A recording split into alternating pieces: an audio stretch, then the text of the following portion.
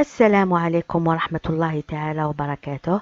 واش راكم اميراتي؟ ان شاء الله كامل تكونوا بخير عليكم وانتم تشاهدوا فيديو تاع اليوم. جبت لكم هذا الطاجين الرائع، طاجين زيتون بريستيج ولا سموه طاجين عباد الشمس كما حبيتوا. المهم انها وصفة رائعة تحمر الوجه. نتمنى فقط انكم تتبعوا الفيديو للاخير باش نستفادوا. واول ما نستهل به كالعادة هو الصلاة والسلام على اشرف خلق الله وعليه افضل الصلاة والسلام.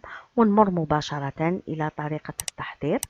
إذا في هذه الوصفة راح نحتاج إلى نصف صدر دجاج، كنت نحيت له هذاك العظم حطيته في الروبو، حطيت شوية تاع معدنوس، حبة تاع البيض، شوية تاع البصل، وعندنا فلفل الكحل، ملح، مسكنجبير، كركم، شوية على راس المعرف حار اختياري. ومن بعد هذاك الخليط اللي راه معانا نضيف له شويه تاع لا شابلور. هذا كنت حضرته معاكم، دوك نحط لكم رابط تاعو في القناه. حضرته معاكم للناس اللي ما عندهمش روبو، يعني حضروه بهذه الطريقه. اذا نزيد كميه الخبز هذه على حسب الكميه اللي عندي حتى نتحصل على خليط متجانس. شوفوا هنا نشمخوا يدنا بشويه بالزيت، ندير شويه زيت في يدي ونبدا نشكل عادي. اذا نحتاج لهاد الليمون هادو ندهنهم مليح بالزبده، ومن بعد نزيد نحطهم هكذا في الخبز اليابس باش ما يلصقوش معايا. ندير حربوش ونبدا نشكل يعني بهذه الطريقه هكذا، يعني نضغط عليه شويه باش يكون هنا هكا متساوي، يعني ما تجيش جهه طالعه وجهه هابطه. وبنفس الطريقه يعني شوفوا هنا الخليط كيفاش راهو يعاونني يعني في الخدمه. وهذاك الخبز يعني كيما شفتوا حمرته شويه بزياده، باش هكذا كي نحطه يعني في لافاغس ولا يعني حيعطي بنه رائعه. و ميم طون يزيد يزكي لكم الخليط تاعكم. اذا نكمل بنفس الطريقه، وهذوك اللي قعدوا لي نزيد ندير دوائر هكذا. ومن بعد واش ندير؟ نحطهم في الكسكاس ولا تحبوا تطيبوهم في الفرن كيما حبيتوا. نروحو دوك نوجدو طاجين الزيتون تاعنا، كل وحده عندها اللمسه الخاصه بها. كيما انا درت شويه تاع السمن ولا زبده مع شويه تاع الزيت.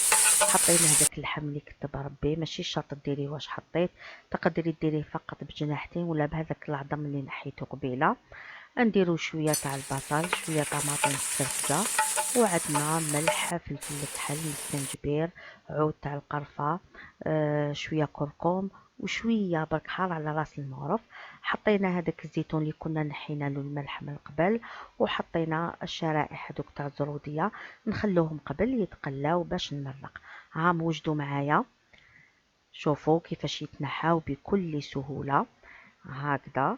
وما تنساوش هذوك لي بولات من بعد نعاود نرجعهم على المرق تاع الزيتون يكملوا طيابهم. وهادو نزيد لهم هكا تحميره خفيفه فقط بشويه زبده وشويه تاع الزيت باش يعطيو البنه. ونزيدو نحمروا هذوك الكريات، ونحمروا هذاك الكويس تاعنا اللي حطيناه قبيله. دوك هنا نروحوا نمروا الى طريقه التزيين. اذا نستعمل كما شفتوا هذا الطابع تاع الورده اللي يشبه لعباد الشمس. اذا هنا نخلوهم حتى يبردوا مليح باش ما يذوبش معنا هذاك الفرomاج. شوفوا هذه اللي قعدت نعاود نغلق عليها ونخبيها ونستعملها فيما بعد في حاجه واحده اخرى. اذا ونكمل بنفس الطريقه. اذا نحطوا هذاك الفرomاج من الفوق، ومن بعد هذوك الكريات اللي درناهم نزينوا بهم من الاعلى. هنا وعقد معايا طاجين زيتون، دوك نروحوا نزينوه مع بعض. هنا الزيتون تاعي شويه راه بزياده نزيد نقص ونعاود نحطوه على جنب. وطريقه التزيين اختياريه. هنا باش نزكي الطبق تاعي زدت قليت شويه تاع الفريت باش هكذا يكفي العائله هكذا. وشوفوا كيفاش يعني زينتها بطريقتين، يعني زينتها بهذه الطريقه كما زينتها بهذه الطريقه، يعني حتى الصحن بحد ذاته يشبه لعباد الشمس. نتمنى انه الوصفه تكون عجبتكم. اذا عجبتكم يا البنات ما تنساونيش بجام تبارطاجيو الفيديو مع الاصدقاء. واللي دخلت قناتي لاول مره نقولها مرحبا بك، شرفتونا. وان شاء الله نتلاقاو مع وصفات اخرى في مملكه الطبخ والتدابير. سلام.